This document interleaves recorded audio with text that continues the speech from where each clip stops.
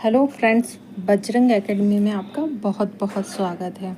जैसा कि आप जानते हैं, हमारी परीक्षा धाम की सीरीज़ चल रही थी, जिसमें हमने मध्य प्रदेश की नदियां हम पढ़ रहे थे और हमने दक्षिण में प्रवाहित होने वाली नदियों को पढ़ लिया था।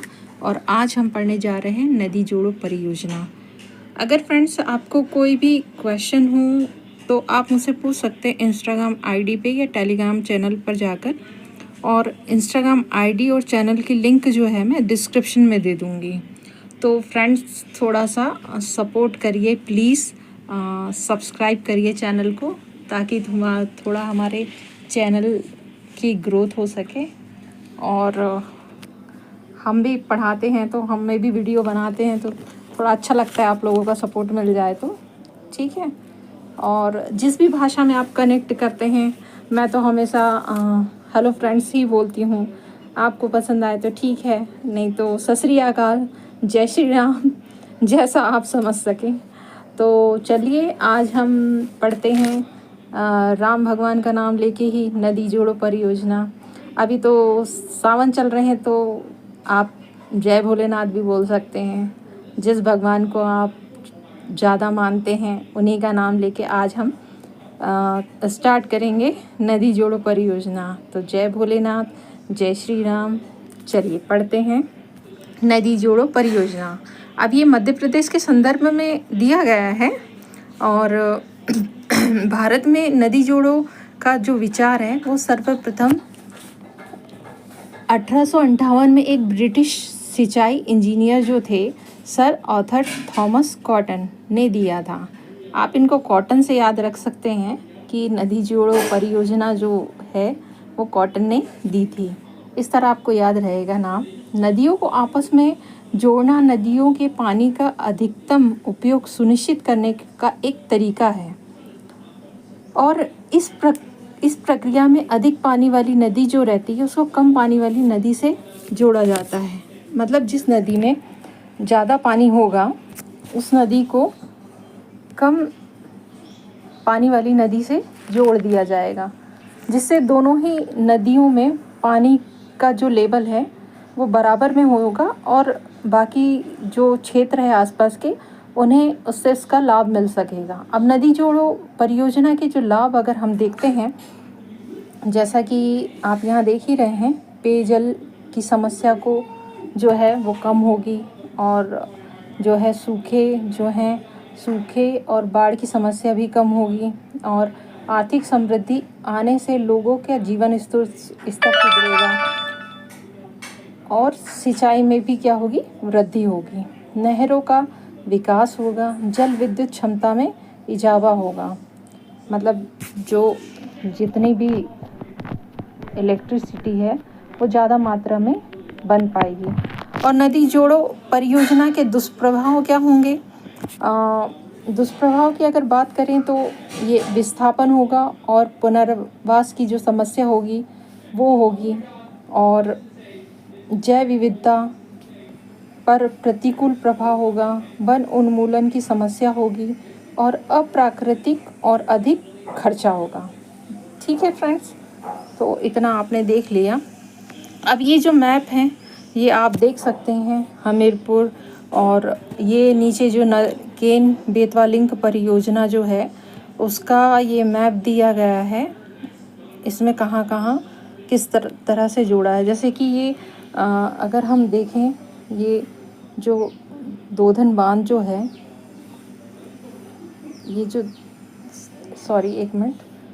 जो दोधन बांध है वो जो है पन्ना में इधर दिया गया है। केन नदी जो प्रवाहित हो रही है, और ललितपुर झांसी में जो है ये टीकमगढ़ होते हुए बरुआ सागर बांध जो है छतरपुर।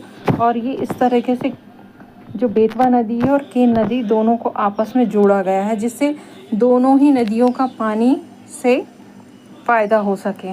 अभी केन बेतवा लिंक परियोजना की अगर बात करें तो इसकी शुरुआत 2005 में हुई है और इसके समझौते पे जो हस्ताक्षर हैं वो 22 मार्च 2021 को किए गए हैं।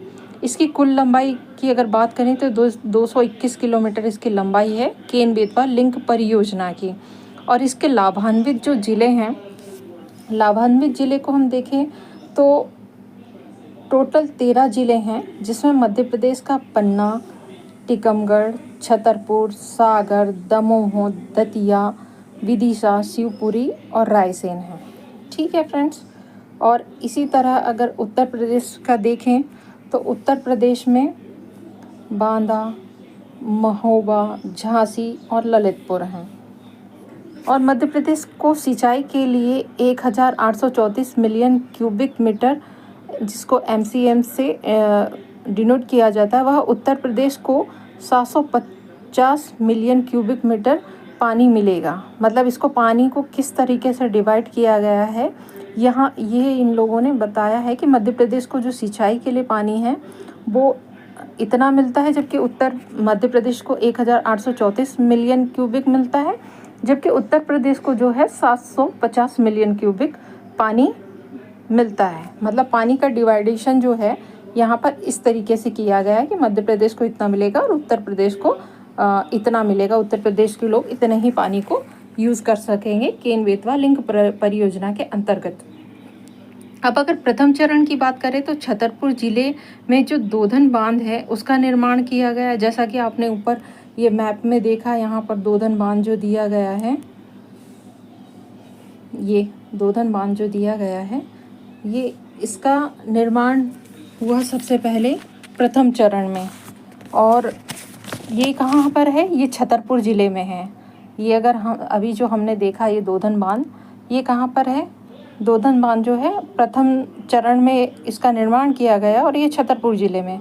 और द्वितीय चरण की अगर बात करें हम, तो इसमें दिया गया है द्वितीय चरण में लोअर उर बांध शिवपुरी में है। कौन सा बांध है? ये लोअर उर बांध शिवपुरी में है।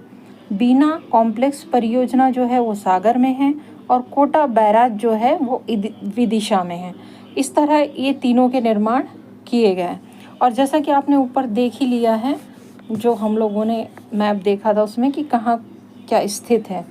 चलिए तो आगे बढ़ते हैं फ्रेंड्स। मध्य प्रदेश में अफवाह तंत्र की अगर हम बात करें तो किसी नदी के उद्गम स्थान से उस नदी के मुहाने तक बनने वाले आकार या संरचना को नदी का अपवाह तंत्र कहा जाता है। जैसा कि आप जानते हैं कि हर एक नदी का अपवाह तंत्र अलग अलग होता है, तो इसी प्रकार मध्य प्रदेश के प्रमुख अपवाह तंत्र और उनके क्षेत्रफल की अगर हम बात करते हैं तो इसमें सबसे पहले जो आता है वो हमारा आएगा गंगा यमुना का अपवाह तंत्र। गंगा यमुना का अपवाह तंत्र जो है इसे हम सबसे पहले देखते हैं। और इसमें ये जो गंगा यमुना का अपवाह तंत्र है यह मध्य प्रदेश का सबसे बड़ा अपवाह तंत्र है। तो यहाँ आपको याद रखना होगा कि ये जो मध्य प्रदेश का सबसे बड़ा अपवाह तंत्र कौन सा है? गंगा यमुना का अपवाह तंत्र। इसको आप याद रख सकते हैं।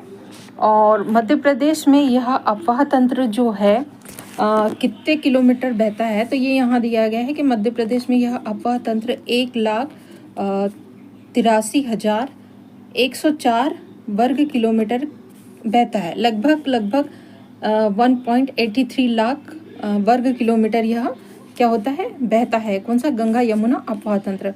इसी तरह हम अपवाह तंत्र में शामिल होने वाली उप नदियों की अगर बात करते हैं तो चंबल, बेतवा, सिंध, धसान, छिप्रा, टोंस, सोन, केन और काली सिंध नदियां आती हैं। अब आगे बढ़ते हैं तो नर्मदा अपवाह तंत्र जो है दूसरे नंबर पे दिया गया है। और नर्मदा अपवाह तंत्र की अगर हम बात करें तो नर्मदा का कुल अपवाह तंत्र जो है 98,796 वर्ग किलोमीटर फैला हुआ है। ठीक इसी प्रकार मध्य प्रदेश में यह अपवाह तंत्र, ये नर्मदा का कुल अपवाह तंत्र दिया गया है 98,796 वर्ग किलोमीटर जो दिया गया है, यह नर्मदा का कुल अपवाह तंत्र दिया गया है। जबकि मध्य प्रदेश में यह अपवाह तंत्र अगर हम देखें तो ये जो है 85,149 वर्ग किलोमीटर फैला हुआ है।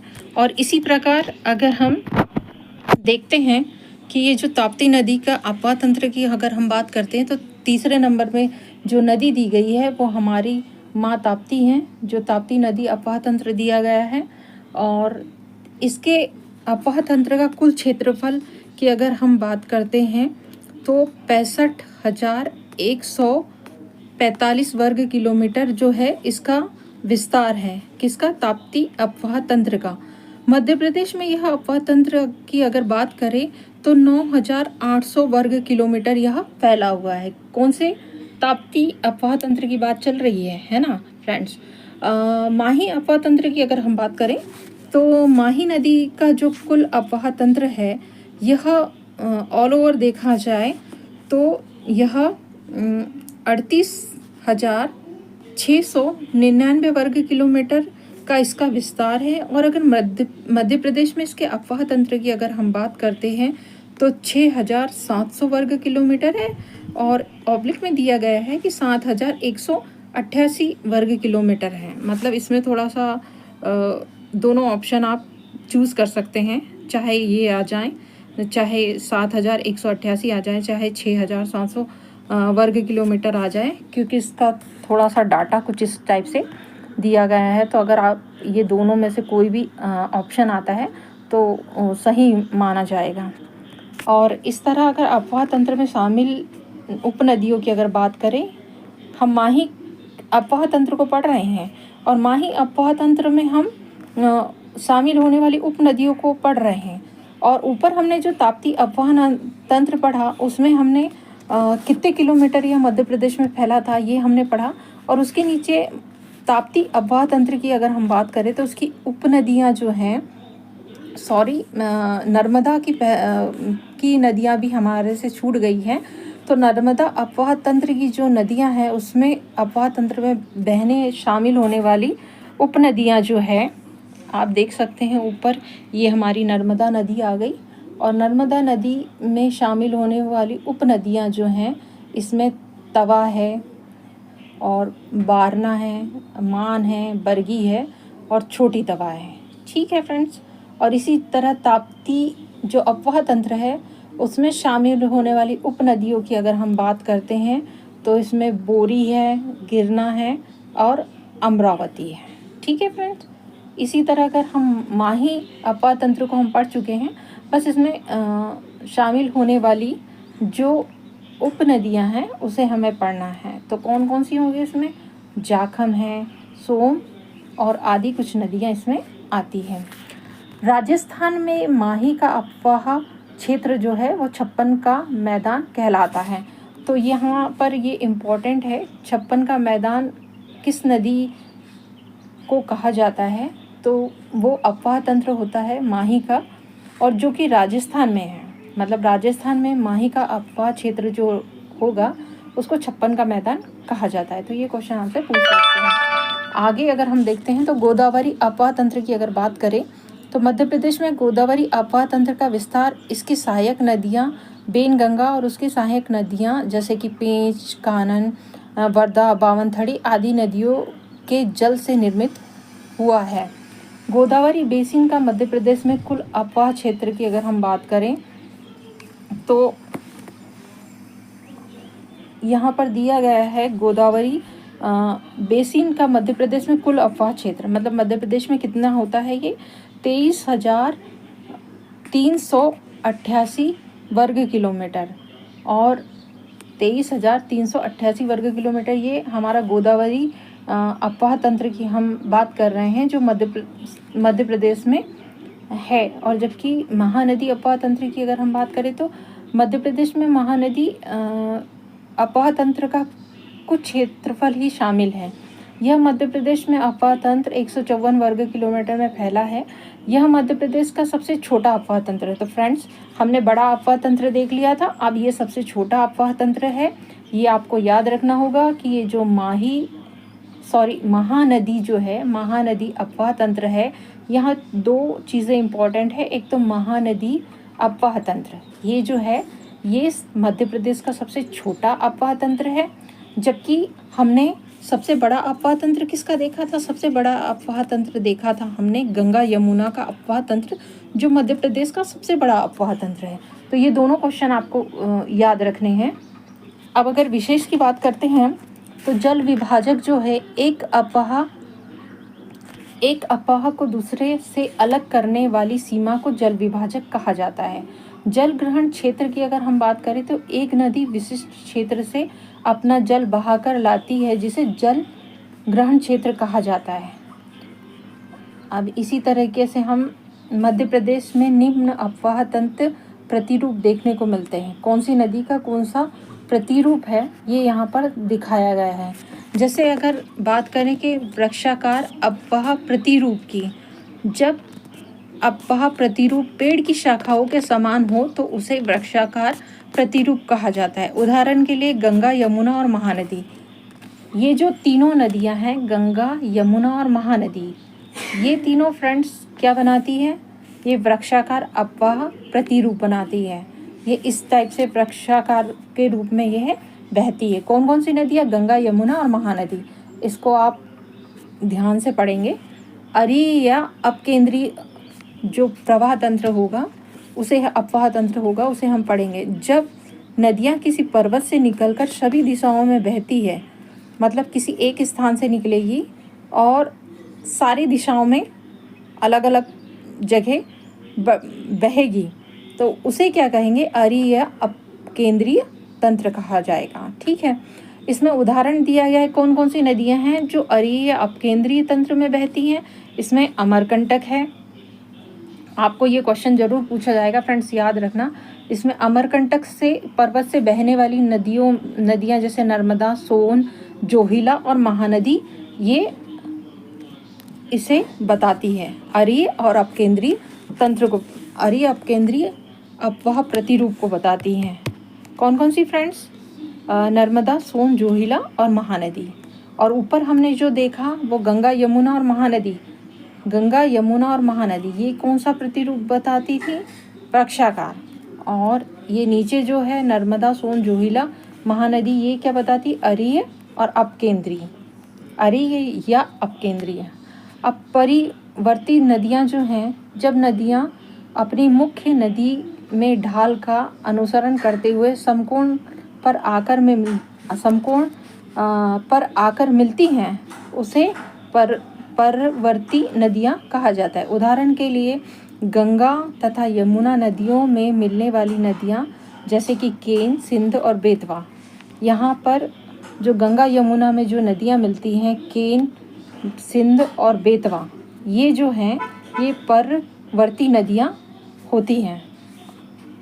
और इसी प्रकार अध्यारोपित नदियों की बात करें तो जब नदी अपनी घाटी में निम्नवर्ती कटाव द्वारा अपवर्तन करती है तो वो अध्यारोपित नदियां कहलाती हैं। उदाहरण दिया गया है यहाँ पर, आप देख सकते हैं, चंबल, बनास और आदि नदियाँ। तो इस तरह आपने नदियों का अपवाह तंत्र देखा। अब इसके बेसिन और उपबेसिन की अगर हम बात करें तो यहाँ सबसे पहले दिया है गंगा नदी का बेसिन, और इधर दूसरे साइड जो दिया गया है मध्य प्रदेश के प्रवाह क्षेत्र को वर्ग किलोमीटर में बताया गया है। यहाँ गंगा बेसिन में जो है टोंस, सोन, और सबसे पहले टोंस, बी पार्ट में जो है सोन, और सी पार्ट में जो है उसमें बहुत सारी नदियाँ आती है, जिसमें यमुना, केन, कुंवारी सिंध, चंबल, जामिनी, पैसूनी, बतीन और धसान, बेतवा और बगैन आती है। अगर हम टोंस की बात करें तो टोंस का गंगा बेसिन के अंतर्गत जो पहली नदी आती है वो टोंस आती है, जिसका मध्य प्रदेश में अपवाह जो है, मध्य प्रदेश में प्रवाह क्षेत्र जो है वो 11,974 है। और उसी प्रकार अगर सोन नदी का अपवाह प्रवाह क्षेत्र अगर देखें वर्ग किलोमीटर में तो ये 28,880 वर्ग किलोमीटर है। इसी प्रकार आप यमुना और केन, कुंवारी सिंध को यहाँ पर देख ही सकते हैं कि कितना कितना इनका प्रवाह क्षेत्र जो है मध्य प्रदेश में है, जिसको वर्ग किलोमीटर में दिया गया है। और नीचे अगर हम आते हैं तो इसी प्रकार नर्मदा बेसिन का दिया गया है 85,149, और गोदावरी बेसिन का दिया है 23,388, और ताप्ती बेसिन का दिया है 9,800, और माही बेसिन का दिया है 6,700, महानदी बेसिन का दिया है 154। और इसी प्रकार अगर मध्य प्रदेश का कुल प्रवाह क्षेत्र अगर देखें तो ये है 3,08,245 वर्ग किलोमीटर, जो कि आपको नीचे दिया गया कहते हैं 3,08,245 वर्ग किलोमीटर, जो कि मध्य प्रदेश जल संसाधन विभाग के द्वारा ये डाटा दिया गया है। अब अगर नीचे नोट की बात करें, देखिए फ्रेंड्स, यहाँ पर स्रोत जो दिए हैं, जो मध्य प्रदेश जल संसाधन विभाग के द्वारा दिया गया है, जो भी डाटा दिया गया है। तो अगर नोट की बात करें, और सॉरी अगर मेरे बोलने में कुछ मिस्टेक हो जाती है तो प्लीज़ थोड़ा सा इग्नोर कर दीजिए। क्या कभी कभी जल्दी बोलने में हो जाता है, थोड़ा सा ऊपर नीचे समझ सकते हैं आप, थोड़ा जल्दी करने के चक्कर में, तो माफ़ कर दीजिए। चलिए नोट पढ़ते हैं। मध्य प्रदेश का सबसे बड़ा बेसिन जो है वो गंगा बेसिन है, और मध्य प्रदेश का सबसे बड़ा उप बेसिन जो है वो यमुना उप बेसिन है, और मध्य प्रदेश का सबसे छोटा बेसिन जो है वो महानदी बेसिन है।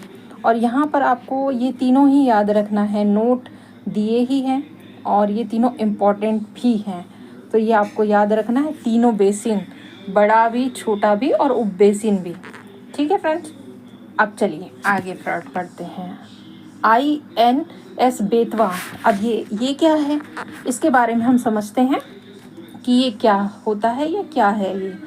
अब अगर INS बेतवा एक ब्रह्मपुत्र श्रेणी निर्देशित मिसाइल फ्रिगेट है, जिसे 2004 में भारतीय नौसेना में शामिल किया गया था। तो अब आपको समझ में आ गया है कि INS बेतवा क्या है। ये जो है एक ब्रह्मपुत्र श्रेणी की निर्देशित मिसाइल है, निर्देशित क्या है, मिसाइल फ्रिगेट है, जो कि 2004 में भारतीय नौसेना में जिसको शामिल किया गया था। ये इम्पोर्टेंट है, जिसका नाम मध्य प्रदेश की बेतवा नदी के नाम पर रखा गया था। 1988 में जब भारत ने मालदीव में लोकतांत्रिक रूप से चुनी गई सरकार को बहाल करने की कोशिश की थी, तब ऑपरेशन कैक्टस में INS बेतवा ने भाग लिया था। अब आगे देखते हैं। 2006 में इजराइल और लेबनान संघर्ष के दौरान लेबनान में फंसे भारतीय नागरिकों को निकालने के लिए ऑपरेशन सुकून में भी भाग लिया था। दिसंबर 2016 में इसे सेवा से मुक्त कर दिया था। तो अब आप जान गए हैं कि ये क्या है। अब हम इसके बारे में पढ़ ही चुके हैं, तो आपको समझ में आ ही गया होगा कि ये क्या है। अब गोवा प्लान साकार करने वाले तथ्य, अच्छा मतलब किसी को अगर गोवा जाना है तो ये पढ़ना ज़रूरी है भाई। पढ़ते हैं क्या दिया है। कैमूर श्रेणी यमुना और सोन के बीच जल विभाजक का कार्य करती है। अच्छा, ये पढ़ लेने से हम गोवा जाएंगे। अच्छा, टोन्स एक कैमूर श्रेणी यमुना और सोन के बीच जल विभाजक का कार्य करती है। टोन्स एवं उसकी सहायक नदियाँ जो हैं चचाई, केवटी, बहुती और विनम, जो मिर्ज़ापुर जलप्रपात का निर्माण करती है। आगे देखें तो उत्तर प्रदेश में यमुना नदी में चंबल के साथ अन्य 4 नदियां भी मिलती है, इसलिए यमुना के पंचनद भी कहा जाता है, इसलिए इन्हें यमुना के पंचनद भी कहा जाते हैं। बेगमगंज जो तहसील है से निकलने वाली धसान नदी पर लहचूरा बांध स्थित है। नेहरू सेतु ब्रिज सोन नदी पर बिहार के डेहरी पर बना हुआ है। ठीक है, आप ये जो नेहरू सेतु वाला है ना, ये आप देख लेना एक बार। और जो ताप्ती नदी है वो भैंसदेई की सीमा से दक्षिण पश्चिम में मुड़कर बुरहानपुर के मध्य महाराष्ट्र में प्रवेश करती है। फ्रेंड्स, ये इम्पोर्टेंट है। ताप्ती नदी जो है भैंसदेई की सीमा से दक्षिण पश्चिम को मुड़कर बुरहानपुर के मध्य महाराष्ट्र में प्रवेश करती है। और ये तो आपने नदियाँ पढ़ी है तो आपको पता ही होगा। मैकाल के दक्षिण क्षेत्र में टांडा नदी पहले नर्मदा की सहायक नदी थी, जिसे वेनगंगा की सहायक नदियों ने अपहरण कर लिया। अब सोन और उसकी सहायक नदियां जो है जलायित प्रतिरूप बनाती हैं। नर्मदा की सहायक नदी जो है मांडू के निकट कारम और कारोम कंदारा का निर्माण करती है। ये भी इम्पोर्टेंट है। नर्मदा जो है, नर्मदा की सहायक नदी जो है मांडू के निकट कारोम और कंदारा का निर्माण करती है। पन्ना विंध्याचल श्रेणी से उतरने वाली सोनार तथा टोंस की सहायक नदी कहाँ थे हम, हाँ, पन्ना विंध्याचल श्रेणी से उतरने वाली सोनार तथा टोंस की सहायक नदी समांतर प्रतिरूप का निर्माण करती है। धसान नदी का नाम प्राचीन एवं मध्ययुगीन दर्शन देश के नाम पर पड़ा। पूर्णा नदी जो है, पूर्णा नदी ताप्ती की महत्वपूर्ण सहायक नदी है, जिसका उद्गम बैतूल जिले के भैंसदई के काशी तालाब से हुआ है। अखरानी की पहाड़ियाँ एवं मतवार पहाड़ियों के मध्य नर्मदा गहरी कंदरा का निर्माण करती है। ये भी इम्पोर्टेंट है। अखरानी की पहाड़ियाँ एवं मतवार पहाड़ियों के मध्य नर्मदा गहरी कंदरा का निर्माण करती है। असीरगढ़ पहाड़ियाँ एवं नर्मदा के बीच निमाड़ का मैदान स्थित है। और किस किस के बीच में है? असीरगढ़ पहाड़ियाँ एवं नर्मदा के बीच निमाड़ का मैदान जो है वो स्थित है। नर्मदा घाटी में एस्चुरी के निक्षेपण से बने शैल समूह मिलते हैं, जिन्हें बाग सीरीज कहा जाता है। अच्छा, छोटी तवा नदी जो है वो आवना और सुक्ता नदी के मिलन से बनती है। ये भी इम्पोर्टेंट है फ्रेंड्स। छोटी तवा जो नदी है वो आवना और सुक्ता नदी के मिलन से बनती है। और मुंडला दोस्तदार योजना नर्मदा एवं शिप्रा लिंक परियोजना का अन्य नाम है। मध्य प्रदेश में भूमिगत जल के विकास का न्यूनतम स्तर अनूपपुर, जिसमें 8% के लगभग जो है भूमिगत जल है। और मध्य प्रदेश में भूमिगत जल के विकास का अधिकतम स्तर जो है वो रतलाम में है, जो कि 126% है। और भूमिगत जल के विकास का अधिकतम स्तर 4 जिले, भूमिगत जल का जो अधिकतम स्तर है विकास का वो 4 जिले में स्थित है, जिसमें इंदौर पहले नंबर पे, फिर मंदसौर है, फिर शाजापुर है, रतलाम है। और ऐसे जिलों को काला जिला भी कहा जाता है। मध्य प्रदेश की नदियाँ, अब अगर एक शॉर्ट टर्म के लिए अगर हम देखें तो मध्य प्रदेश की नदियों का रिवीजन की तरह दिया गया है, जिसे हम जल्दी जल्दी पढ़ के ख़त्म करते हैं।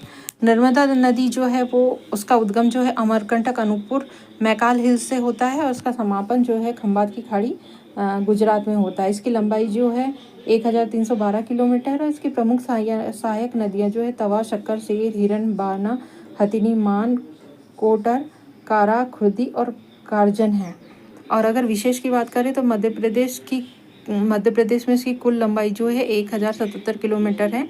इसका अन्य नाम शिवपुत्री, रेवा और नामोदास है। और अगर चंबल की बात करें तो चंबल जो है, चंबल हमारी दूसरी नदी है, जिसका उद्गम जो है महू जानापाव पहाड़ी इंदौर से होता है। इसका समापन यमुना नदी इटावा उत्तर प्रदेश में होता है। इसकी लंबाई 965 किलोमीटर है। इसकी सहायक नदियाँ जो है बनास, पार्वती, काली सिंध, शिवना, शिप्रा, कुनो हैं। और विशेष की अगर बात करें तो बीहड़ का निर्माण करने वाली यह नदी है और इसका अन्य नाम जो है कामधेनु, चरमावती और नित्यवाही है। ये हमारी 2nd नंबर की बड़ी नदी है। पहले नंबर की नर्मदा हो गई, 2nd नंबर की हमारी जो बड़ी नदी, जैसा कि हम शुरू में पढ़ते आ रहे हैं, चंबल है। 3रे नंबर की हमारी जो नदी है वो सोन है। और ये सोन नदी जो है, जैसा कि आप यहाँ देख ही सकते हैं, अमरकंटक अनूपपुर मैकाल हिल से जो है सोन नदी निकली है। और जो सोन नदी जो है अमरकंटक अनूपपुर मैकाल हिल से निकली है। दीनापुर पहाड़ी पटना बिहार में जाकर यह क्या होती है, गिर जाती है। और इसकी लंबाई जो है, इसका मुहाना बनाती है बिहार में। लंबाई जो है 780 किलोमीटर है। उसकी सहायक नदियों की अगर बात करें तो जोहिला, रिहंद, गोपद, कोइल और कन्हेर जो है सोन की सहायक नदियां हैं। प्राचीन काल में इसे नंद के नाम से भी जाना जाता था। किस नदी को नंद के नाम से जाना जाता था? तो आप देख सकते हैं कि ये जो सोन नदी है इसे नंद के नाम से जाना जाता था। अब अगर ताप्ती नदी की बात करें तो इसका उद्गम जो है मुल्ताई बैतूल से होता है। यह खंबात की खाड़ी में इसका मुहाना है जो गुजरात में है, और इसकी लंबाई जो है 724 किलोमीटर है। और इसकी जो सहायक नदियां हैं वो गिरना, बोरी, पंजारा, अमरावती, अरुणवती, पूर्णा, शिवा है। और इसका ताप्ती नदी के किनारे बुरहानपुर, भुसावल, सूरत जैसे शहर स्थित है। अगर विशेष की बात करें हम ताप्ती में, तो कौन कौन से शहर, जो बुरहानपुर है, भुसावल है और सूरत है, ये ताप्ती नदी के किनारे स्थित शहर हैं। बेतवा जो है वो कुम्भारा गाँव रायसेन से निकली है। यमुना नदी हमीरपुर उत्तर प्रदेश में इसका मुहाना है। 590 किलोमीटर इसकी लंबाई है। इसकी सहायक नदी बीना, दसान, जामनी है। और बेतवा नदी जो है उसे बुंदेलखंड की गंगा कहा जाता है। तो किसे बुंदेलखंड की कहा जाता है? बेतवा नदी को बुंदेलखंड की गंगा कहा जाता है।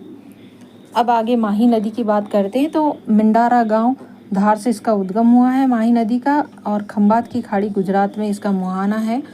583 किलोमीटर इसकी लंबाई है। और सोम, चाप, अनास, जाखम और मोरेन जो है इसकी सहायक नदियाँ। माही नदी को आदिवासी के गंगा कहा जाता है। इसके पहले हमने पढ़ा कि बेतवा को क्या कहा जाता है? बेतवा को बुंदेलखंड की गंगा कहा जाता है। बुंदेलखंड को बेतवा को बुंदेलखंड की गंगा कहा जाता है, और माही नदी को आदिवासी की गंगा कहा जाता है। जैसे कि आप देख ही सकते हैं, हमें थोड़ी देर पहले पढ़ा कि बेतवा नदी को बुंदेलखंड की गंगा कहा जाता है, जबकि माही नदी को आदिवासी गंगा कहा जाता है। बेनगंगा की बात करें तो इसका जो उद्गम है मुंडारा गाँव शिवनी में है। इसका मुहाना गोदावरी नदी महाराष्ट्र में है, और 569 किलोमीटर इसकी लंबाई है। और जो सहायक नदी है वो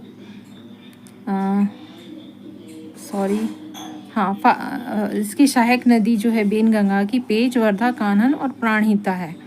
और वर्धा नदी जो है, वर्धा और बेनगंगा के संगम को प्राणहिता के नाम से जाना जाता है। किस किस नदियों के नाम को प्राणहिता के, किस किस नदी के संगम से प्राणहिता बनती है? तो ये वर्धा नदी और बेनगंगा नदी दोनों के संगम से जो बनती है वो प्राणहिता कहलाती है। ठीक इसी तरह आपने बेनगंगा तक देख लिया। अब वर्धा नदी को देखेंगे हम। वर्धा नदी की अगर हम बात करें तो कालीभीत पहाड़ी, वर्धन शिखर, बैतूल से इसका उद्गम होता है। बेनगंगा नदी जो है प्राणहिता संगम बनाती है, कहाँ? महाराष्ट्र में। और 525 किलोमीटर इसकी लंबाई है। इसकी सहायक नदी जो है पेनगंगा, मधु, बेम्बाला है। और महाराष्ट्र के सेवाग्राम और पवनार आश्रम वर्धा नदी के किनारे में स्थित है।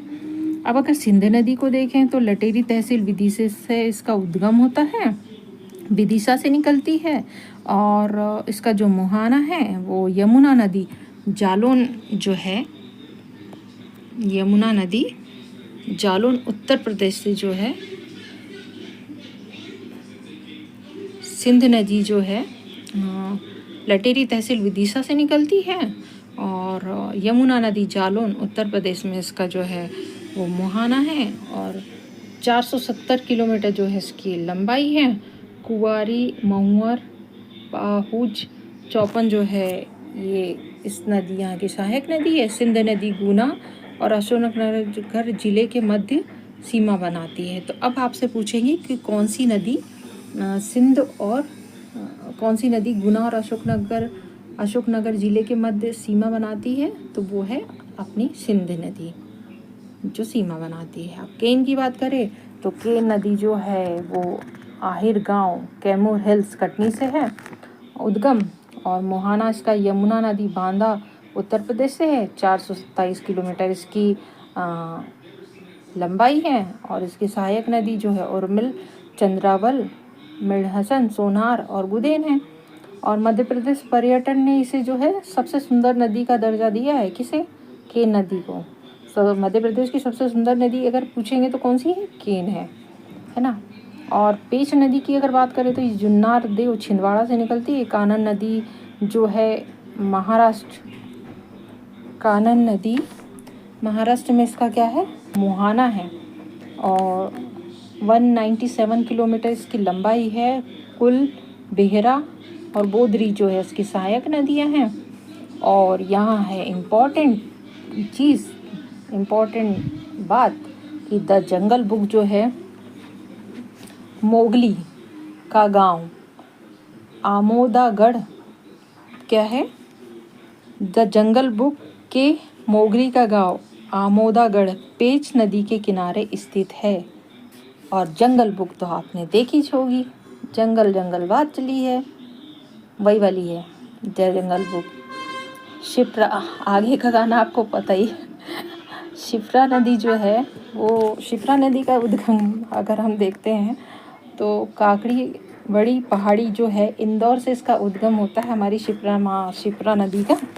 और ये जो है चंबल नदी मंदसौर में इसका क्या है, मुहाना है। 195 किलोमीटर जो है इसकी लंबाई है। खान, गंभीर और सरस्वती जो हैं इसकी सहायक नदियां हैं। और शिप्रा नदी को मालवा की गंगा कहा जाता है। अभी तक हमने बुंदेलखंड की गंगा देखी जो बेतवा नदी को कहा जाता था, माही नदी को जो है आदिवासी की गंगा कहा जाता है। अब यहाँ पर जो शिप्रा है उसे मालवा की गंगा कहा जाता है। तो ये तीनों जो गंगा है आपको याद रखनी है, किसको कौन सी गंगा कहा जाता है। अब हम शिप्रा तक पढ़ लिए थे, अब हम तवा पढ़ेंगे। तवा कहाँ से निकलती है, महादेव हिल्स जिला होशंगाबाद से निकलती है। और नर्मदा नदी बांद्राभान नर्मदापुरम में जो है इसका मुहाना है। और इसकी लंबाई 172 किलोमीटर है। और इसकी जो सहायक नदियां हैं वो देनवा, मालिनी, माचना और सुखतवा है। छोटी छोटी नदियां जो है सहायक नदियां हैं इनकी। यह नर्मदा नदी की सबसे लंबी सहायक नदी है। जो ये तवा नदी है ये नर्मदा नदी की सबसे लंबी सहायक नदी है। तो ये भी इम्पोर्टेंट है कि नर्मदा नदी की सबसे लंबी सहायक नदी कौन सी है, तो वो हमारी तवा नदी है। और तवा नदी की सहायक नदियाँ कौन सी पढ़ी हमने, तवा नदी की सहायक नदियाँ पढ़ी हमने देनवा, मालिनी, माचना और सुखतवा। ये हमारी तवा नदी की सहायक नदियाँ होगी। इसी प्रकार अब टोंस और या जिसको तमस भी कहते हैं उसके बारे में अगर हम पढ़ते हैं तो ये झुकेरी गांव महर से इसका क्या होता है, उद्गम। और इसका मुहाना जो है गंगा नदी में प्रयागराज उत्तर प्रदेश में है। और इसकी लंबाई जो है 265 किलोमीटर है। और इसकी जो सहायक नदियां हैं वो बीहड़, महाना और बेलन है। किसकी, बेलन नदी सहायक किसकी है, टोंस की है। और बीहड़ और महाना ये तीनों सहायक है, टोंस की सहायक नदी है ये। और पूर्वा जलप्रपात इसी नदी पे स्थित है। सहायक जो टोंस नदी है उस पर कौन सा जलप्रपात है, पूर्वा जलप्रपात। अब ये नीचे नोट दिया गया है कि तवा नदी का वास्तविक उद्गम चेर कटहरी महादेव हिल्स छिंदवाड़ा से है। पर अब ये आयोग मानेगा नहीं तो ठीक है। तो इसी तरह फ्रेंड्स हमारा आज ये नदी जोड़ो परियोजना यहीं पर समाप्त होता है। अब नदी जोड़ो परियोजना को आपने कितना समझा और मैं आपको कितना समझा पाई ये तो मुझे नहीं पता, लेकिन देखते हैं फ्रेंड्स आगे जो भी लेक्चर आएगा या जो भी वीडियो आएगा। आज का वीडियो आपको कैसा लगा और ये बहुत दिनों बाद ये वीडियो आया तो आप कमेंट्स करके ज़रूर बताएं।